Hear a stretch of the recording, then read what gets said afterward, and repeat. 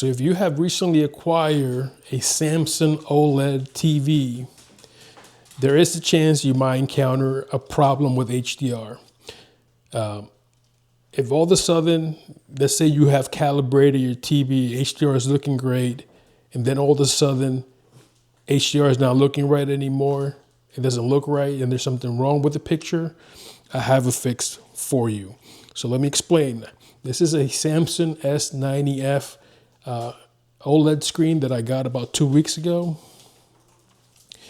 And about 3 or 4 days after installing the TV, I was playing Black Ops 7, and all of a sudden, Black Ops 7 doesn't look good on the TV. And I'm like, why is this happening? And I noticed it was specific to HDR because I turned off HDR, picture looked good. I turned HDR back on the Xbox, and the picture looked good. So I was like, okay. I said, hey, maybe it's the Xbox, maybe it's HDR on the Xbox. So I switched over to the PS5 Pro, and on the PS5, I had the same issue. HDR wasn't looking good. So I was wondering, okay, this is not good.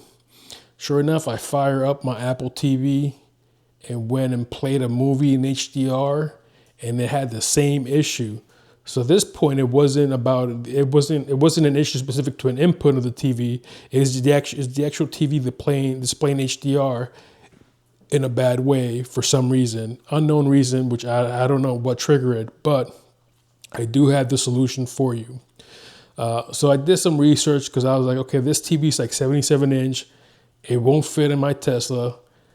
How am I going to return this screen? Oh my God, I just bought this big screen and I need support. So I went online and did some research, and I found that on Reddit, there was a post from a group of other owners of Samsung OLEDs. And it just happened that this issue has occurred to them with newer models, current models like this one. This is a 2025 model, but I believe that some users were reporting the issue even with 2024 models, I think. But here's the solution that they were finding is that they will call Samsung support, and Samsung will walk them through the process of factory resetting the TV. And when they did that, that was fixing the issue.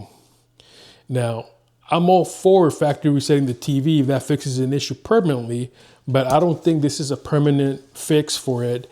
Obviously, Samsung is going to have to release an update. Hopefully, they'll release an update in the future to fix the issue. But what I found is that if you reset the TV to factory settings, you have to log into all your apps again. So if you have, HBO, Paramount Plus, Peacock, and YouTube, and all those apps, they need to be signed in again. Every time you reset your TV, you have to log into all of them. So that's a pain. So what I figured out, I said, well, let me try this out and see if it works. And what I did was I came to the side of the TV